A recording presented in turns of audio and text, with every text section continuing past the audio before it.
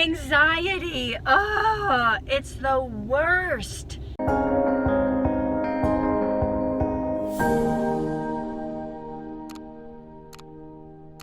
So many people have been reaching out to me, telling me about their anxiety, and I get it.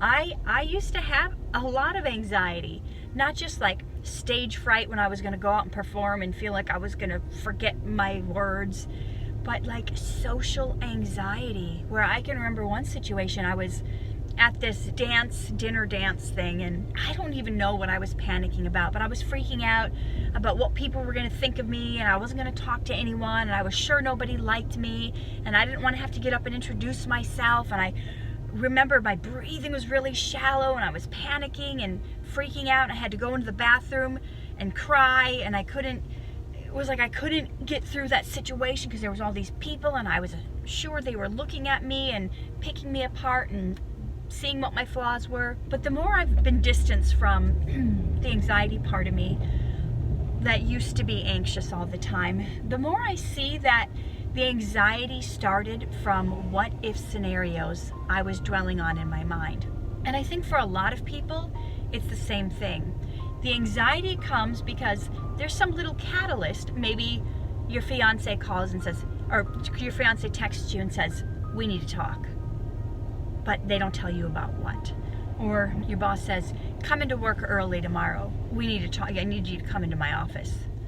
And then you're freaking out. What if scenarios on that? What if he's going to fire me? What if my fiance wants to break up? Whatever it is, the what ifs start going crazy. The school calls and says, we need to have a conference about your kid.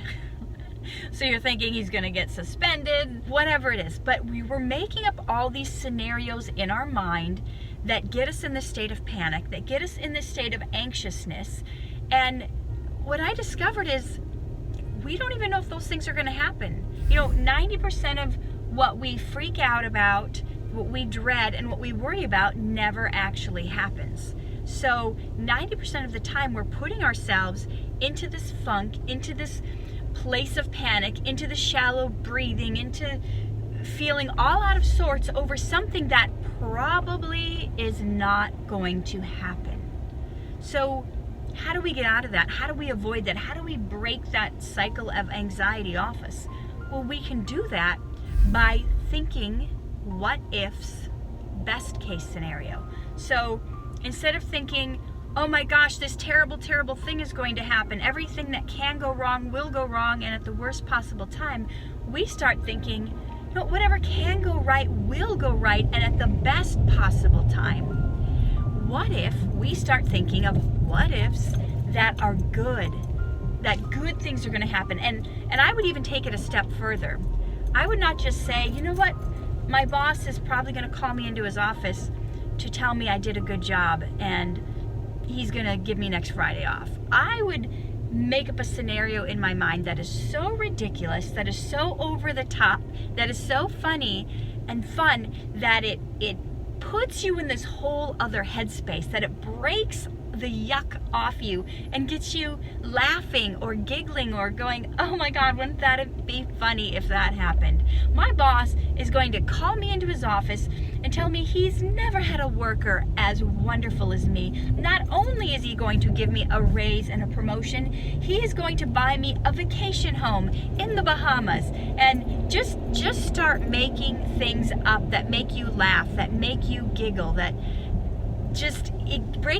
what it does is it's shifting your mindset, and it's breaking you out of a funk that's probably about a what if that's not going to happen, that's not even true, just because the way we're programmed, the way we're wired is to think the worst. It's self-preservation. Now there's nothing wrong with us having self-preservation, but when we take it to the point where we're letting it control our feelings and our emotions, and we're all tied up in knots in our stomachs and freaked out that this certain thing is going to happen, and that makes us not be able to function in our normal work. It makes us not be able to eat or be kind to others, or we're so freaked out and stressed out about something that might not happen. It's a terrible state for us to be in. And my point is, whatever is going to happen, you don't know. You don't know if the news you're going to get is good or bad.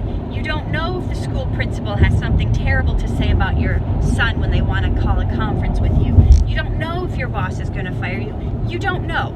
So believe the best, think of outlandish scenarios that will just get you. You know, my fiance, she is not calling to break up with me. She is calling to tell me I cannot get you off my mind. I want to move the wedding date up faster. I can't wait to spend the rest of my life with you. I'm dreaming about you every waking moment. Whatever. That might not be true, but you know what? The fact that she's going to break up with you might not be a fact at all. The what if scenarios are putting you in a mental state which is making you ineffective in your life. It's making you down, depressed, have anxiety. So if you don't know what's going to happen anyway, why not imagine? Why not go into a space where you're imagining all of the best possible things happening and not all of the worst possible things happening? And then you will notice the anxiety goes away. It breaks off you. It gets your heart in the right space. It gets your head in the right space. And just go on. Keep imagining what ifs, the best possible thing that could happen, and watch how your anxiety crumbles. Love you guys. Live true, love hard, shine bright. Hey everyone, it is Katherine Norland here. I'm so excited to finally be on Cameo. People have been telling me about this for a year or two. So you may know me from Darman Studios. I have been in over 100 episodes. That's the poster they made me after I did 100 episodes. Woo! And maybe you know me from my other projects or the books I've authored, but whatever it is, I'm here to give you a happy birthday or a shout out for your nieces, your nephews, your aunties, whoever it is. I got you.